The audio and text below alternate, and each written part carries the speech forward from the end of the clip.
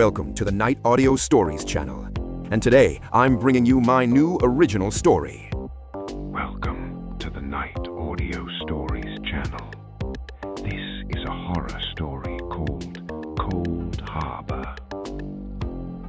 The call came in at 6:14 on a Thursday morning in November, and Special Agent Dana Rourke was already awake, which told her more about the state of her life than she wanted to think about before coffee.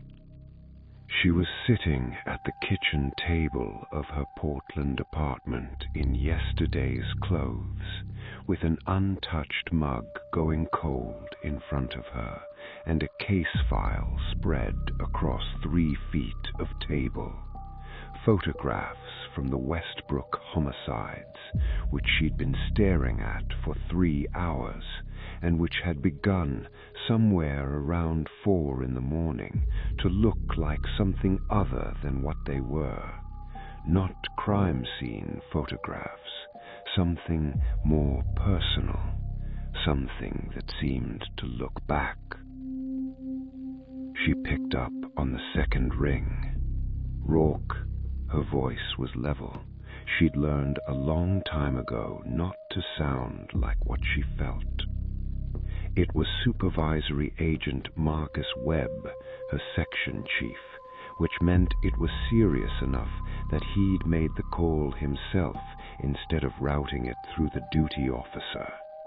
Webb was 62, deliberate, the kind of man who chose each word with the care of someone who once said the wrong one and was not prepared to repeat the experience. There's a situation in Harpsmouth, about 90 miles up the coast. What kind of situation? A pause. Webb's pauses meant something. The kind I'd rather you see in person before I try to describe it. She closed the Westbrook file. Give me enough to brief Carver.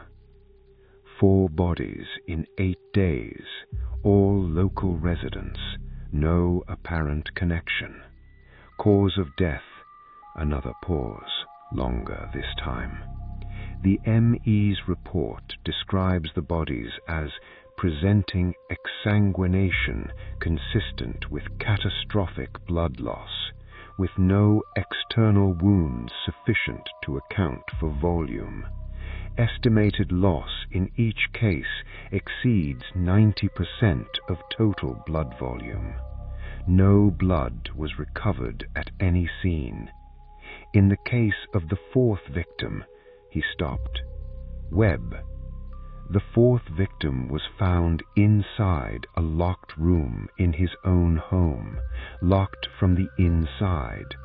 The room had no windows. The responding officers had to remove the door from its hinges to gain entry. A breath. The blood was on the ceiling, Agent Rourke. All of it. Arranged. She was quiet. Arranged how? The ME's report uses the word deliberate. I would prefer you make your own assessment. He cleared his throat. Your flight to Bangor leaves at 9. Carver is being briefed now. Pack for a week. She looked at the Westbrook photographs. The case suddenly felt very far away. Webb, she said. The word arranged. What does it mean? A pattern? A message? The longest pause yet. A shape, he said. Something like a face. She drove to the airport in the dark. Special Agent Kevin Carver was 34, 6'2", and had the particular brand of physical confidence that came from never having encountered a situation his body couldn't resolve. He'd played college football at Penn State, spent 4 years in the Army before the FBI, and had, in Dana's considered experience of working with him for 2 years, exactly 1 flaw as a partner. He required things to make sense. Not immediately. He was patient, thorough, methodical, but eventually he needed an explanation to exist, even if he hadn't found it yet.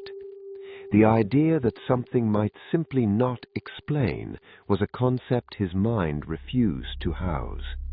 She thought about that on the 40-minute drive from Bangor to Harpsmouth, watching the Maine coast slide past outside the rental car, rocky, gray, the November ocean visible in cold flashes between the spruce trees. She thought about how he'd reacted to the briefing.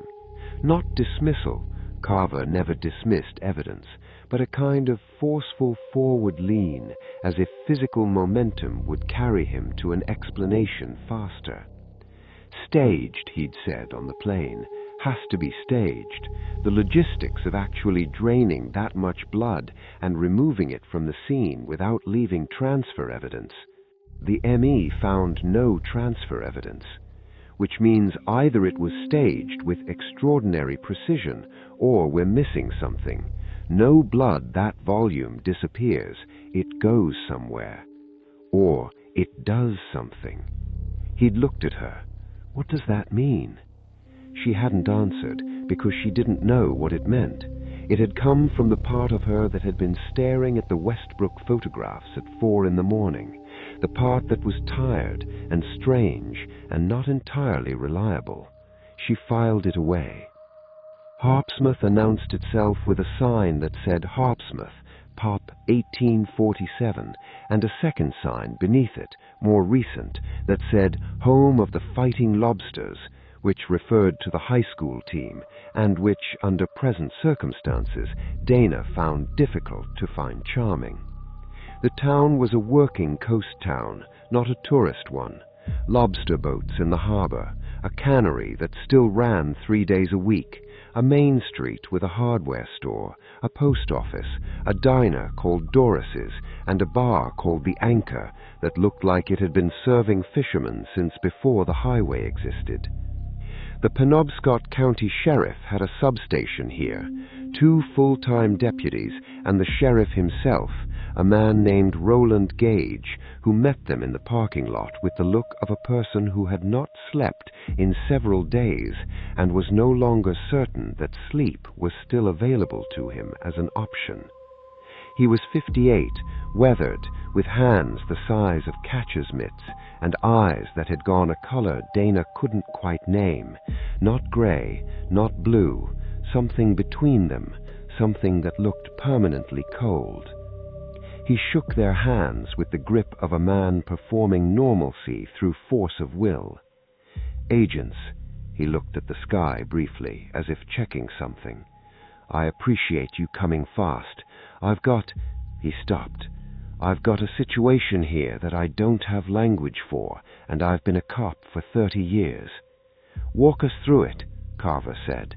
Yes, sir, said Sheriff Gage, and did not move immediately. He stood in the parking lot looking at his town, at the gray November water visible at the end of the main road, at the boats in the harbor rocking on a chop that seemed too deliberate to be wind. I just want to say one thing first, before the official part. Go ahead, Dana said. The people who died, he stopped again, working something over in his mouth like gristle. I knew all 4 of them. Harpsmouth is 1,600 people. I know everybody. These were not people who had enemies. These were not people who were into anything. Mitch Farley drove a school bus for 20 years. Clara Osgood ran the flower shop. Ray Duchamp worked the cannery. And Father Bernie Albrecht, he exhaled. Father Bernie had been at Sacred Heart for 31 years. He baptized half the children in this town. He finally looked at them directly. Whatever did this didn't do it because of who they were, he said. It did it because of where they were. Do you understand what I'm telling you? Dana understood. She didn't say so yet. Show us the scenes, she said. They started with the photographs, because the fourth scene, Father Albrecht's rectory, had been sealed and preserved, and Gage wanted them to see the photographs first, so the real thing didn't, as he put it, take them off their feet. They sat in the substation's single interview room with the photographs spread across the folding table, and Dana looked at them with the same focused attention she'd trained over 12 years, looking for what was there rather than what she expected, keeping her face neutral and her breathing even. The first three were comprehensible as crime scenes, if barely. The bodies were desiccated. That was the word the ME had used in her report, and it was accurate. Contracted, the skin drawn tight over the skeleton, the facial features collapsed inward, the eye sockets sunken to a degree that was physically possible only with the near-total absence of fluid. Not just blood, everything. They looked, Dana thought, and then set aside, like things that had been used completely, turned inside out by some consumption so total that what remained was the structural minimum, the husk left when everything extractable had been extracted. Carver spent 7 minutes on that photograph. Dana had watched him working through the explanations, editing, file corruption, camera angle, and watching each one fail. "The fourth scene," he said, finally. His voice was level, but something underneath it was not. Gage put down the photograph of the rectory's locked room. The room was Father Albrecht's study, 8 by 10, no windows. It had been a storage room originally, converted for use as a private space for prayer and reading. One door, a solid core interior door with a deadbolt that locked with a key from either side. The key had been found in Albrecht's pocket. The door had been locked from the inside. None of that was the thing that made Carver go quiet in a way that Dana had never heard from him before. The blood was on the ceiling, not spatter, not the chaotic physics-obeying patterns of arterial spray. It covered the ceiling in a single continuous sheet from which a shape had been described, was the word she kept coming back to. Described the way a sculptor described a form from marble by removing what wasn't it. A shape had been described in the negative, in pale, bare plaster against the dark surrounding red. A face. Not abstract, not symbolic, a face in sufficient anatomical detail that you could read its expression, and the expression was... Carver put the photograph face down on the table. In 12 years, Dana had never seen him do that. "I need a minute," he said, and got up and walked out of the room. Gage watched the door close. Then he looked at Dana with those two cold eyes. "What was the expression?" she asked. "The ME wrote hunger," Gage said. "I read her report before she filed it, before she..." He caught himself. The word she used was hunger, and then she crossed it out and wrote anticipation, and then she crossed that out too and didn't replace it. Dana looked at the face-down photograph. "What word would you use?" she asked. Gage was quiet for a long time. Outside, the November wind moved through Harpsmouth. Somewhere in the harbor, a boat bumped against its moorings, a hollow, patient sound. "Welcome," he said. They interviewed Harpsmouth that afternoon, not systematically, not yet, but the way you first moved through a new place, absorbing texture, collecting impressions, letting the town speak in the register below what witnesses said when they knew they were being recorded. Dana walked Main Street alone. Carver went to the cannery for the second time. They had agreed, without discussing it, that a splitting up would let the town show them different faces, that a pair of federal agents produced a different kind of conversation than one, that the lone presence of a woman was sometimes closer to invisible in a working coast town where the men were on the water and the women ran everything on land.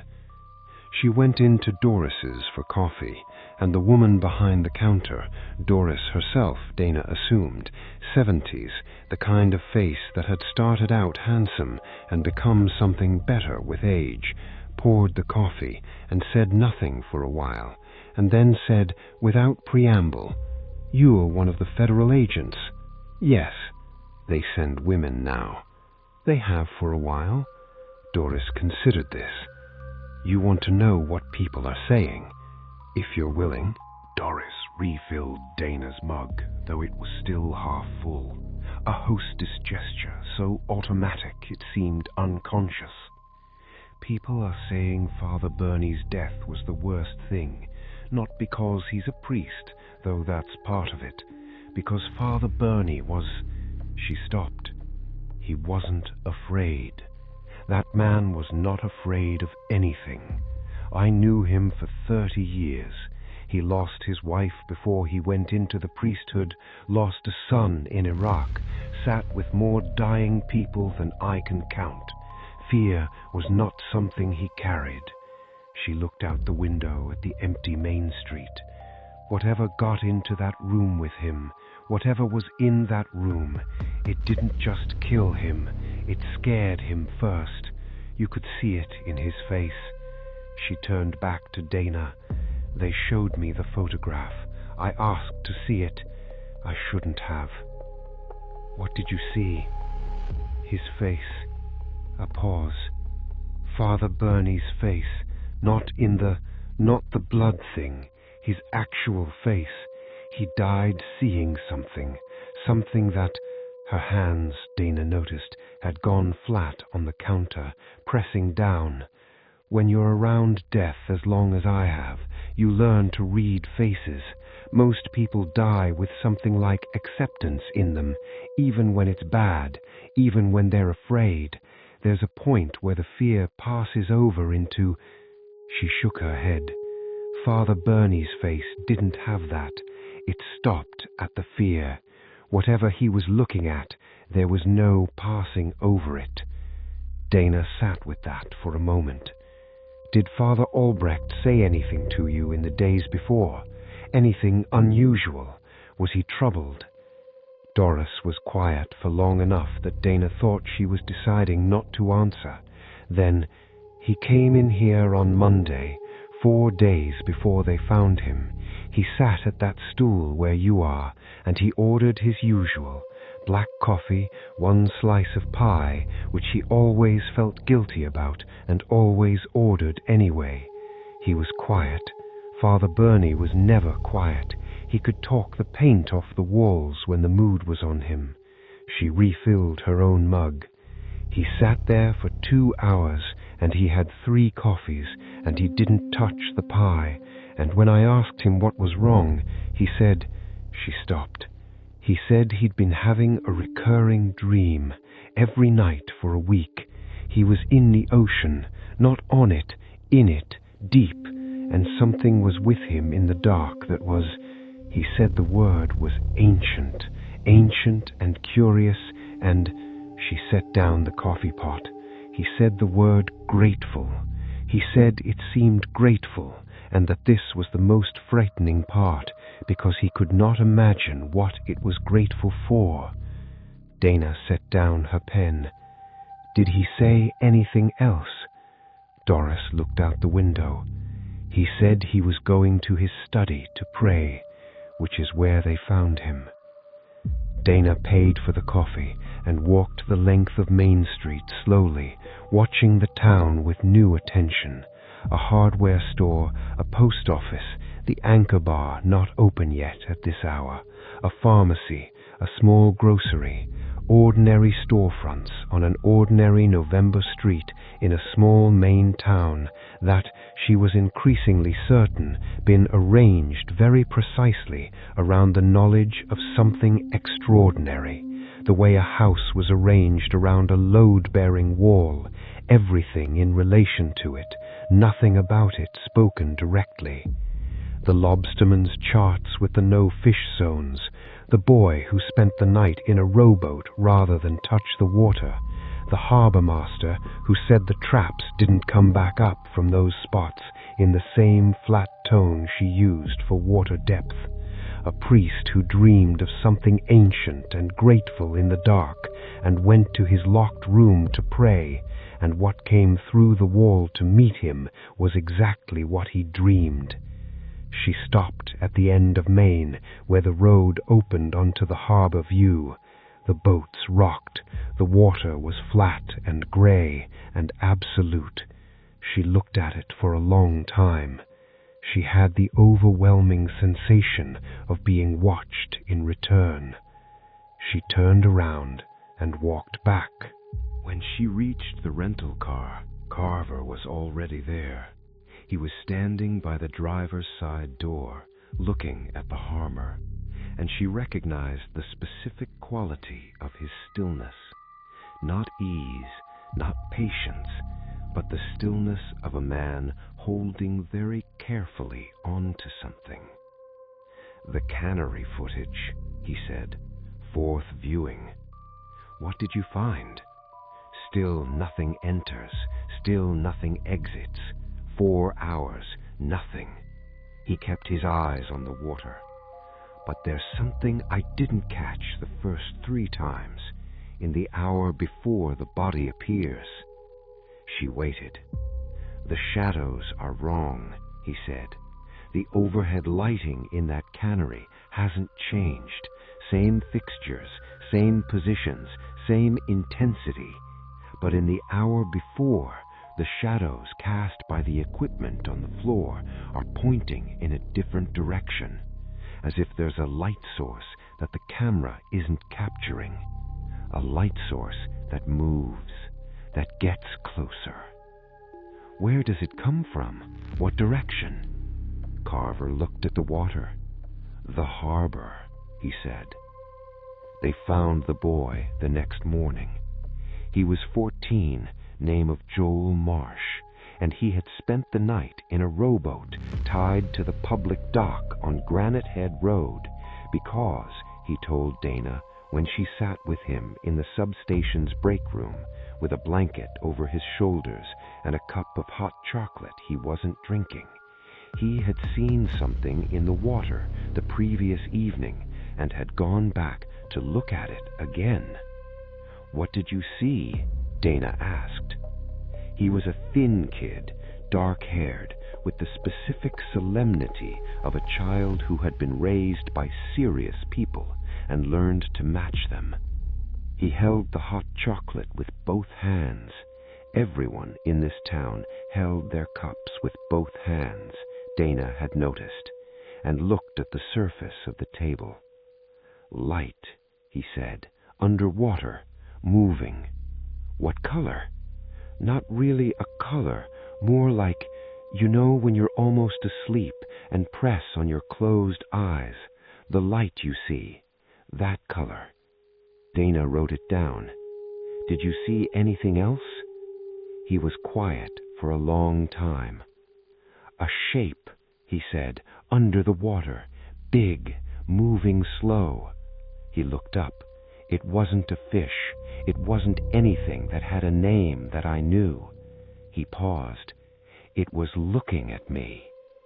"What makes you say that?" "Because when I watched it, it stopped moving, and it, he struggled. It oriented, like how a dog orients when it hears its name. It pointed itself at me." He swallowed. "I was in the rowboat. I was maybe 8 feet above the water. I could see it under the surface, and it was very big, and it was orienting toward me, and then—" He stopped completely. "Joel," Dana said gently, "then it went still, completely still, and the water went flat, and I couldn't see it anymore. He looked at his hands. I don't think it went away. I think it just went deeper. Dana drove to the harbour after.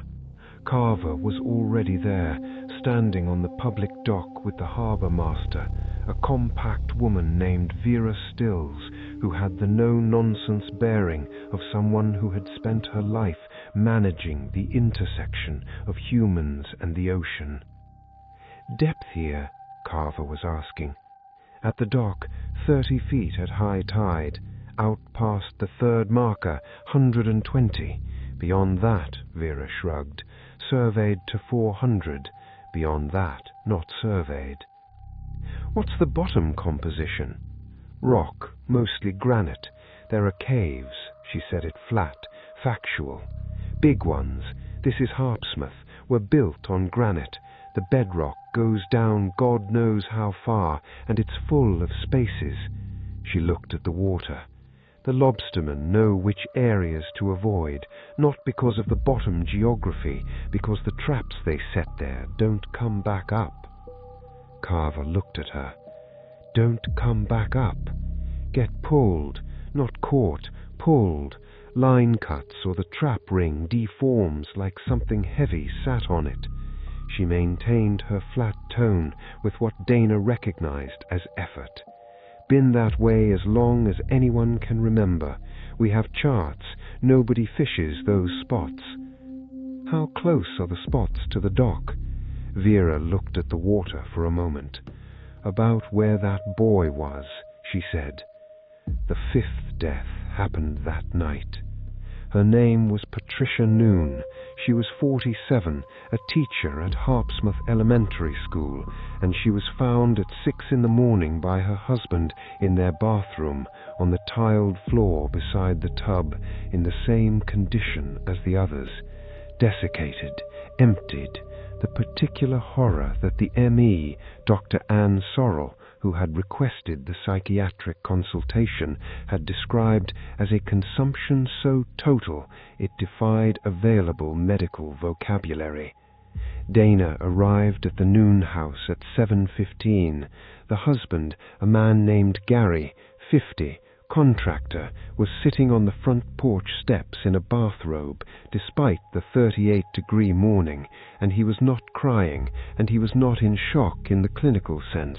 He was present, oriented, aware of where he was and what had happened. He was sitting on the steps because he could not go back inside, and he was not going to go back inside that day, or possibly any day, and some part of him had apparently accepted it, and was sitting with it in the cold, with the same stunned equanimity of a man who has survived a car crash and is waiting for his body to figure out what hurts.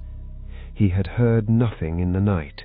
He had woken at 5:50 to find the bed empty, which was unusual because Patricia was not an early riser, and had called her name down the hall, and when there was no answer had checked the kitchen and the living room and then the bathroom, and had opened the bathroom door and immediately closed it and sat down on the hallway floor and called 911. He described opening the door with the flat, affectless precision of dissociation. The smell first, which was wrong in a way he could not describe, except that it was the smell of something being extremely absent, and then his wife on the floor, and then the ceiling, and he stopped. "The ceiling?" Dana said. Gary Noon looked at his hands. "There was something on the ceiling," he said, "like the other one, like what they said about the priest." He swallowed, but different. Father Burney's was a face. What was Patricia's? He was quiet for a long time. A lobster boat moved across the harbour at the end of the street, its engine a distant, methodical pulse. "A hand," he said, "open, palm down." He looked at the harbour, like something reaching in. The bathroom had a small window, 6 inches by 12, fixed with the original 1940s hardware. It was locked. It faced the harbor. The wall beneath it was wet. Not wet from the shower was dry. Not wet from condensation, the temperature in the bathroom was consistent with the rest of the house. The wall beneath that small fixed window was wet with something that Dr. Sorrell, arriving at the scene before Dana and Carver and examining it with the focused, slightly disconnected attention of someone performing their professional function while another part of their mind sat in a locked room and rocked, described in her notes as briny, salt water, a thin film of it on the plaster, as if something had pressed against the outside of the glass and wept through. Patricia Noon's face held the same expression as Father Albrecht's, the welcome fear, the recognition, but Gary Noon had been right that it was different. Dana looked at it for a long time, the two expressions compared in memory, and the difference she found was this. Father Albrecht's face had seen something and been unable to survive the seeing. Patricia Noon's face had seen the same thing and had, if such a reading was possible from a dead face, and Dana had been doing this long enough to believe it sometimes was, had, in the last half-second before the end, stopped being afraid. Not acceptance, not peace, something else.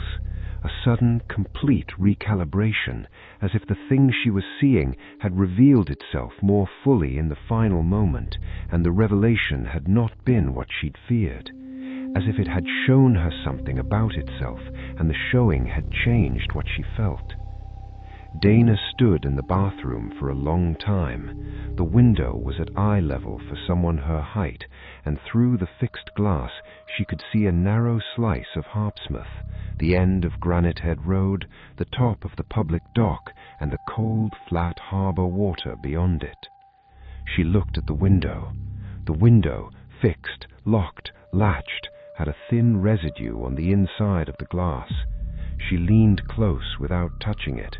The residue was evenly distributed, as if applied by pressure or proximity rather than contact, as if something had been very close to the outside of the glass without touching it, as if something had been reading the room through it. She called Carver. "Harbour," she said, "now." They went out in Vera Still's harbour patrol boat at 2 in the afternoon. Dana, Carver, Vera, and Sheriff Gage, who had stopped pretending to sleep and was now operating on what appeared to be pure adrenaline and the specific stubbornness of a man who had decided he was going to see this through regardless of what seeing it cost him. The water was flat, no wind. The sky was the color of old concrete, the horizon barely distinguishable from the sea. It was the kind of day that made Maine feel ancient, geological, the kind of day that reminded you that the human occupation of this coast was geologically recent and locally optional. Vera cut the engine where her charts showed the first of the no-fish zones. They drifted. Carver had a FLIR camera, thermal imaging, borrowed from the state police.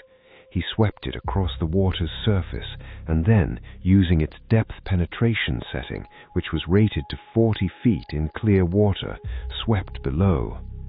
Nothing for 3 minutes. Then a signature. "There," Carver said, and his voice had changed. He handed Dana the camera. She looked through it. Below the surface, 20 feet, 25, something was generating heat. Not the diffuse thermal signature of a large marine animal. Something structured, something that had a shape. The FLIR rendered it in false color against the cold, dark water, and the shape it rendered was wrong in a way she couldn't immediately process. Not wrong the way an unfamiliar animal was wrong, where the wrongness was in the specific, but the general was legible. Wrong at the general level. wrong in the way that something designed for a different set of physical laws might be wrong when observed through the equipment of this one. She tracked it. It was moving slowly, drifting south, and then it stopped. It stopped the way the boy described, complete cessation of movement, orientating. "It knows we're here," she said. "That's not possible," Carver started. The boat moved. Not from wind, there was no wind. Not from current, the harbor was flat. The boat shifted, perhaps a foot, toward the thermal signature below, as if drawn by something too subtle to be felt and too decisive to be chance. Gage made a sound in his throat, not words, the sound a person made when the last available explanation used itself up. The thermal signature below them expanded, not moving outward, expanding in place, the way a fire expanded when fed, growing warmer at its center. Dana tracked it, and what she saw through the camera was... She lowered the camera. "What?" Carver said. "It's looking at us." She was calm. She was very deliberately calm. It's doing what the boy described, orientating toward each person individually. She looked at the water's surface. The water was still. The water was completely still. "It's examining us." "Dana, 3 of us are clean," she said. She didn't look at him. "There are 4 of us on this boat." Silence. Gage said very quietly, "What do you mean, clean?" "I mean 3 of us look to whatever is down there, the way witnesses look to whatever killed those 5 people, and 1 of us doesn't." She made herself look up from the water. She made herself look at each face. Vera Stills, whose expression was controlled and afraid. Carver, whose expression was the forceful forward lean of a man refusing the available conclusions. Gage, whose cold eyes had gone a shade colder, a shade more still. "One of us," she said, "looks like what it's been eating." Nobody spoke. Below the boat, the water remained absolutely flat, absolutely still. Then Gage said in a voice she'd never heard from him or anyone, a voice from which something ordinary and human had very recently and completely departed, "How long have you known?" And Dana realized she had left her firearm in the rental car. She'd had partners in bad situations before. She'd been shot at. She'd been taken briefly at knife point in a parking garage in Baltimore. She'd worked a child abduction case in Georgia that had done permanent things to her relationship with sleep. She understood fear as a professional condition, something to be managed, to be placed in the correct drawer and given back its proper proportions. What she felt standing in that boat was not fear. It was older than fear. It was the sensation of discovering that the universe had a larger set of rules than you'd been issued, and that the additional rules were not benign. Carver moved before she did, not toward Gage, but laterally, putting himself between Dana and the sheriff in a single fluid motion that was all body memory, football and army and 12 years of field work, and it bought her 2 seconds to put the thermal camera between her and Gage and say very clearly, "Roland, stay where you are." Gage smiled. She had not seen him smile before. She wished she still hadn't. "You're very good," he said. He said it the way you said it to a child who had done something impressive for their age, something that was impressive precisely because it couldn't last. Most people don't notice until it's quite late. The noon woman noticed. She looked at me across her desk at the school board meeting on Monday, and he paused, reflective. She saw something that wasn't consistent. I had been too close to it the previous night. Some of it stays. He looked at his hands with mild interest. The coldness, the specific quality of dark that it carries. "How long?" Dana said. 3 weeks. He seemed to consider the question genuinely. "I was on Granite Head Road at night, routine patrol. I do it every evening, and something came out of the water, and He stopped. "I don't remember the specifics. I was on the road, and then I was back in my cruiser, and He tilted his head. "Different, expanded, like a room where the walls have been pushed back." He looked at Dana with those cold eyes, and now she could see what had been there all along, not emptiness, but the opposite, a terrible fullness, something else present behind the familiar face, wearing it with the casual imprecision of someone wearing clothing that almost fit. "It doesn't need me to bring them to it. It can reach anywhere it chooses. It's very old, and it's very patient, and it does what it does because it is what it is, not because it wants anything we have words for." "Then why?" Carver said. "Why those 5 people? Why those 4 in rooms? Why—" "Curiosity," Gage said. "I think the closest human word." He looked at the water. "It's been down there a long time, in the granite, in the deep places. It surfaces sometimes, cycles like anything living. It's curious about what's on top of the water, about what breathes." He said it without affect, factual, the way he'd been speaking since they arrived. Dana now understood. All that flat professionalism, not stoicism, but distance, the characteristic flatness of something wearing a human being's voice like a coat. The ones it took, it wanted to understand them completely, from the inside. "You understand what I mean?" "Stop there," Dana said. "Roland, whatever's in you, stop there." Vera Stills had not moved. She was gripping the boat's rail with both hands, staring at Gage, and the expression on her face was the specific horror of someone looking at a person they've known for decades and seeing the absence at the center. Gage looked at Dana. The thing behind his eyes looked at Dana. She felt it, the attention, the same attention the boy described in the water, the same attention she'd felt through the thermal camera, focused on her, examining her, finding her edges.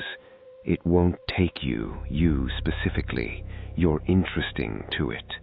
He tilted his head again, and for a disorienting moment she saw something of the real Roland Gage, the 30-year cop, the man who'd shaken their hands with performed normalcy, the man who'd known all 4 of his dead neighbors by name. A flicker, a trapped thing.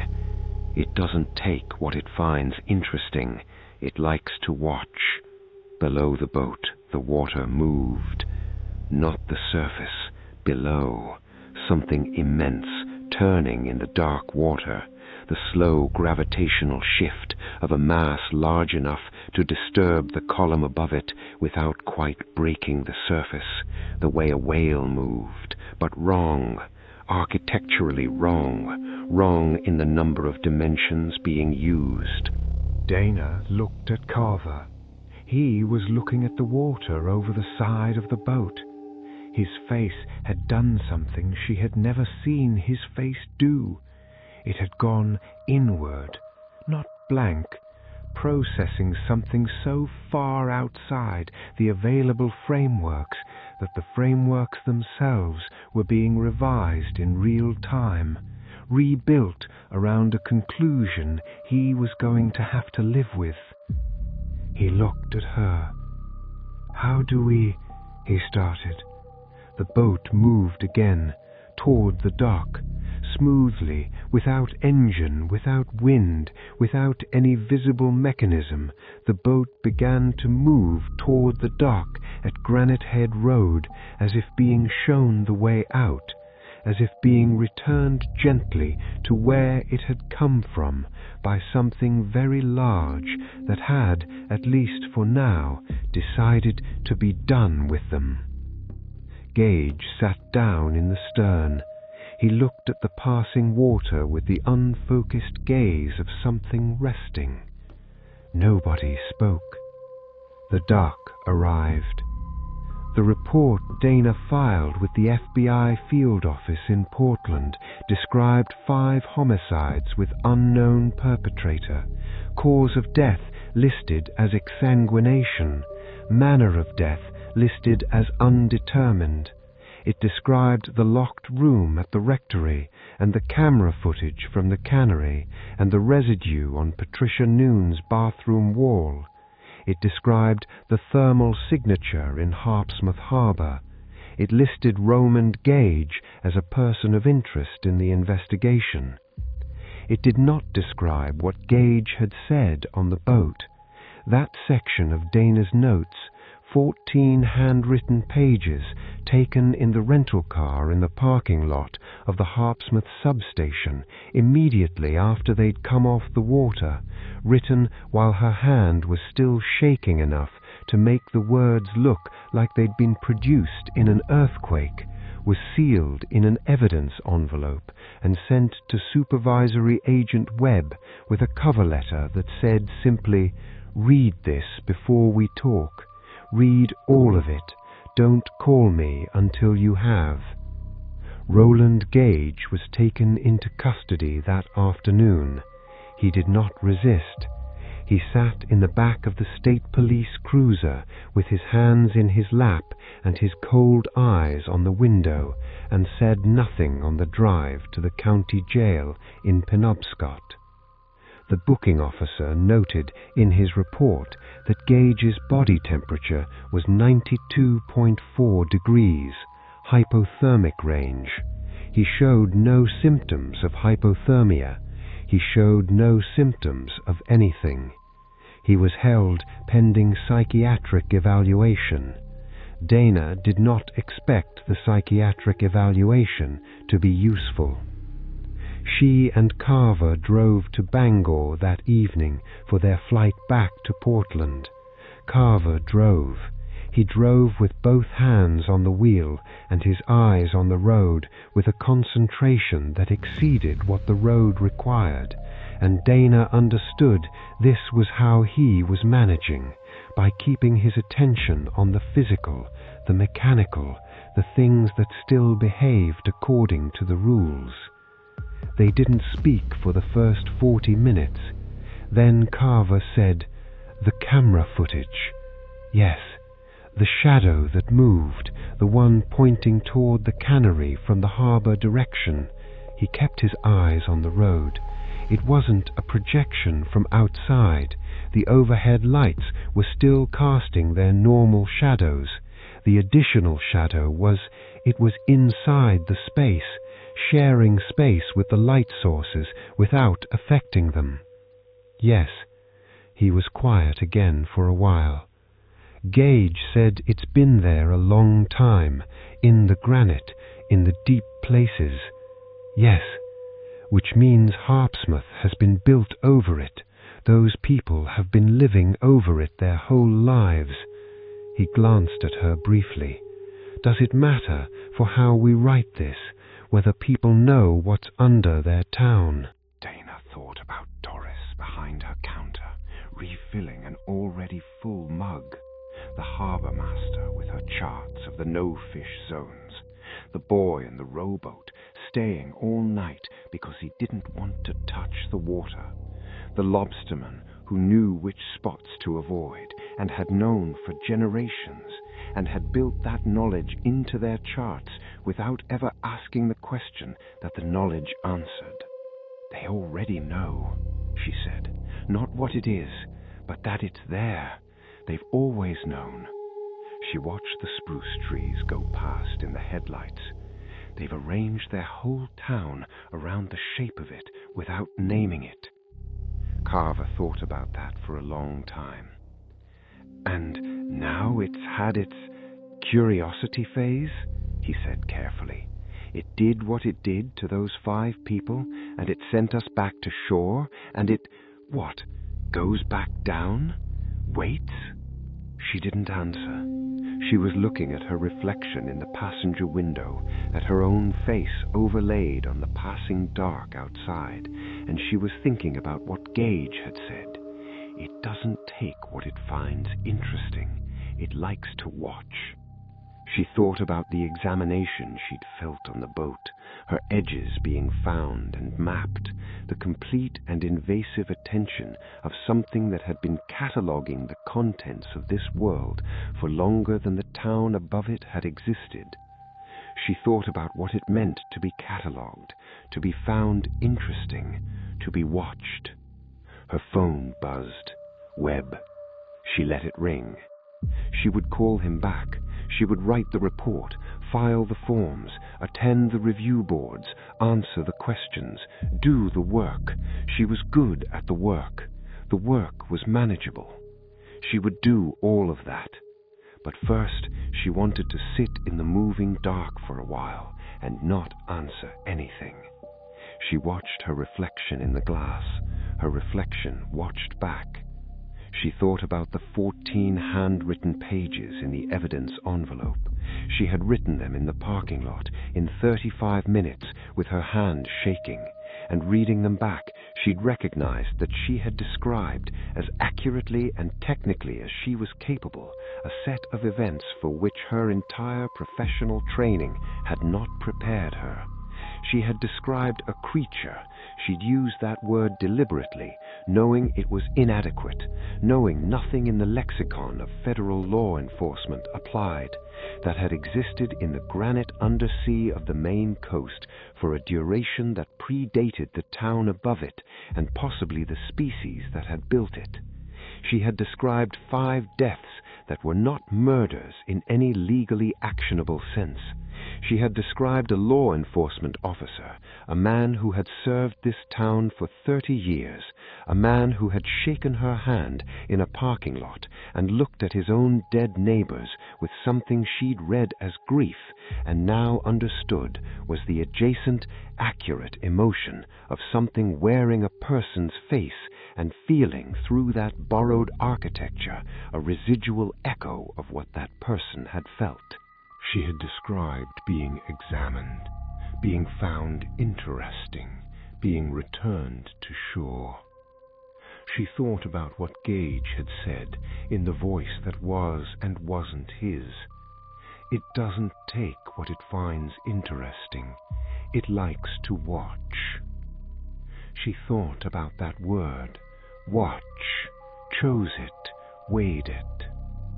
Something that old, something that patient, something that had been down there through the glaciers and the fishing settlements and the colonial centuries and the processed lobster economy of the modern Maine coast, something that had been examining the surface world in cycles, taking what it needed to understand and returning the rest, something that had found her specifically interesting enough to spare. It was still down there. It would always be still down there, whether they closed the case or kept it open, whether they brought in marine biologists or geologists or the Army Corps of Engineers, whether they evacuated Harpsmouth or classified it or quietly let it be. The thing in the harbor would still be in the harbor, watching, patient, ancient and curious, and grateful for reasons she could not begin to construct. Carver, she said. Yeah.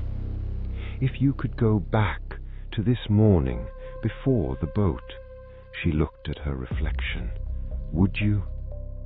He thought about it seriously, which was the thing she valued most about him.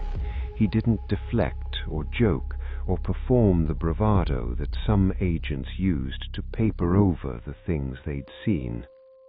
"No," he said finally. She looked at him. "Because now I know it's there, and I'd rather know." He was quiet for a moment. "Even if knowing it's there means knowing it's watching." Another pause. "Even if knowing it's watching means knowing it was watching before we knew." She turned that over, let it settle. The road curved north. The ocean disappeared behind the tree line. The last of Harpsmouth's harbour lights held for a moment on the horizon, amber, distant, small against the black, and then the trees took them. She watched the place where they'd been. Outside, the Maine coast moved past, granite and spruce and the cold black ocean, all the way down to whatever was patient enough to wait at the bottom of things, all the way down to whatever had been here before the road was built, before the town was built, before the first boats, before the first people who stood on this particular piece of granite and looked at the water and felt without knowing why that the water looked back. She had that feeling now, still, 40 miles from Harpsmouth, the road between them filled with dark trees, and she still had the feeling of being watched, not by her reflection, not by Carver, by something that didn't need proximity, by something that found her interesting enough to maintain its attention across the miles of cold rock and black water between where she was going and where it waited. She thought, "That will never stop." She thought, "I will feel this for the rest of my life." She thought, "Good, that means it's real. That means I'm not making it into something manageable by forgetting the edges." The harbour lights of Harpsmouth had been gone for 10 minutes when she saw it. She almost didn't say anything. She almost let the moment pass and filed it in the same drawer as the 14 handwritten pages, real but unreportable, true but untranslatable into the language of the world she was driving back toward. But she'd promised herself in the parking lot with the shaking hand that she would not manage this by forgetting the edges. "Carver," she said. "I see it," he said. He hadn't looked away from the road. His voice was flat and precise and completely controlled. In the rear-view mirror, above the receding dark of the coastline, above the trees, above the place where the harbour should be invisible in the November dark, there was a light. Below the surface of the water, if such a thing were possible to see from this distance, which it was not, which meant something else entirely. A light, moving slowly, the way the boy had described, not crossing, not traveling, rising. They watched it in the mirror until the road curved again and it was gone. Neither of them said another word for the rest of the drive. Thank you for listening till the end. Don't forget to subscribe to the channel to hear more interesting stories.